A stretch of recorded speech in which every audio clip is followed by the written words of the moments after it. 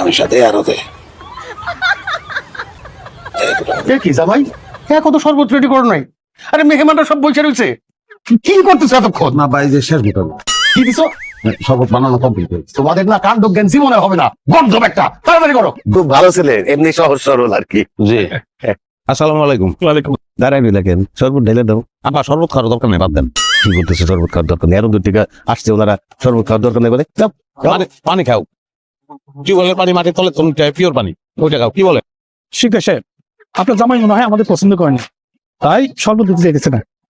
দেখ বাবাজি, আপনি টিউবওয়েলের পানি ঢেলে দেন। আরে না না, আমার জামাই দুষ্টু আছে, একটু দুষ্টামি করছে। ডালো শরবত ডালো। তাহলে একটা কাজ করেন, আপনি ঢেলে খান পানি না শরবত। না ঢেলে তো আমরা খাবো না, ঢেলে দিতে হবে।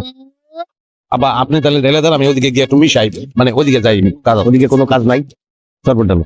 আবার তাহলে আমি ওইদিকে না যাই।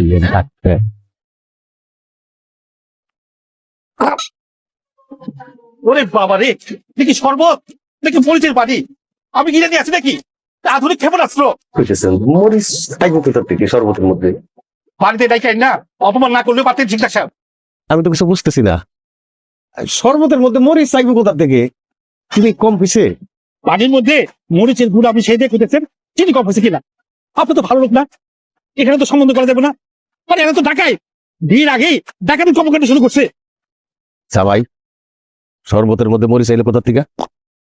ভাই মিয়া, চুল বাতাসে পাখি নাই, ভাইয়া বিয়ে দিবেন আগে করলেই পারতেন। এভাবে বাড়িতে ডাকাই না, অপমান না করলে পারতেন। আমরা তো সমাজ দিয়ে চলি। আরে থামেন থামেন, আমি নিজে শরবত বানাই আনতেছি, একটু একটু থামেন। আর রাখেন আপনার শরবত, আপনার শরবত আপনি খান। আমি একটা প্রস্তাব, আমি একটু প্রস্তাব করে আসি। কোনো জায়গায় যাওয়া যায় হবে না, এই জায়গায় খারাপ থাকবা। দেখেন তো একটু চেক করে জামাই কিছু একটা করছে এর মধ্যে। চেক করে দেখেন, আমি তো চিনি টিনি সবকিছু ঠিক মতোই দিছি, কোনো সমস্যা হওয়ার তো কথা না।